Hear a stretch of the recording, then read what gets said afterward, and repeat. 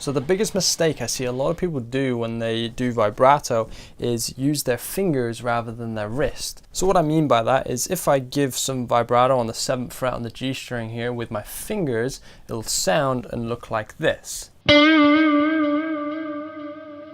So it looks a bit weird. I'm sort of pushing up with my fingers and using my fingers to predominantly do that vibrato, and it doesn't sound that good in my opinion. So to improve on that, you need to change your whole approach, and rather than use your fingers, you need to use your wrists. So the key with vibrato is to use the side of your wrist on the bottom of the fretboard, and you use that as a pivot point to move your wrist side to side rather than moving the fingers up and down. Now if you use that pivot point properly, your thumb should be pretty high, and you should pretty much be able to grab the whole guitar, the whole neck, and hold it comfortably. That's how firm your grip should be. But although I have a firm grip, I'm not squeezing the neck really tight because that's going to restrict your movement. So with the pivot point on the bottom and the thumb over the top, remember we're looking out for a side to side motion. This is essentially what you're doing with your wrist. You're turning the top of your wrist from the side upward. Now notice on the 7th fret here, I'm using all 3 of these fingers to support the vibrato to give me a tastier sound, but this doesn't always apply. It kind of depends on the context. Sometimes you might only have the first finger available for your vibrato, but the same principles apply. If you're using 3 fingers, you want to place them together so you notice they're all actually touching. There's no gaps in the middle. If there's gaps in the middle, fill them. Maybe rotate your wrist, bring your thumb over the top a bit more. And notice that all of my fingers are at an angle because the pivot point is here. Now with all these points in mind, if I do some vibrato with that 3rd finger, it gives you the illusion that the fingers are moving up and down, but they're not. It's just that pivot point. If I rotate on that pivot point, my fingers naturally go up and down without even doing anything with them. So the key thing that I want you to take away from this is that you don't use your fingers. You shouldn't be pushing or pulling the note. You should literally just be pivoting on that side. So let me demonstrate very slowly. I'll do a slow vibrato and a faster vibrato.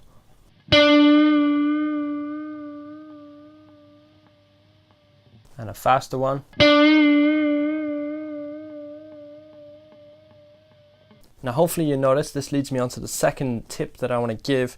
I'm pushing up on that string. I'm always pushing up, relax, rather than up, down, up, down. That's way too much effort. Now generally the rule that I use is if I'm using my 3rd finger on any 3 of the bottom strings, I will always tend to push up. If I'm using my 1st finger, I'll tend to pull down because I feel like I've got a stronger grip on the note when I pull down rather than pushing up with one finger. It's kind of a bit challenging because this finger is very weak on its own. So if I use the 1st finger on the 5th fret here, this little finger is essentially pulling down the pivot point like so.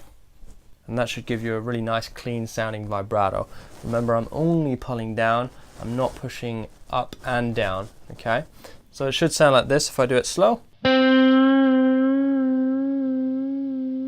And fast. Now this is a good starting ground for you. Just pick a note, maybe go through the pentatonic scale and just give each note some vibrato, like so.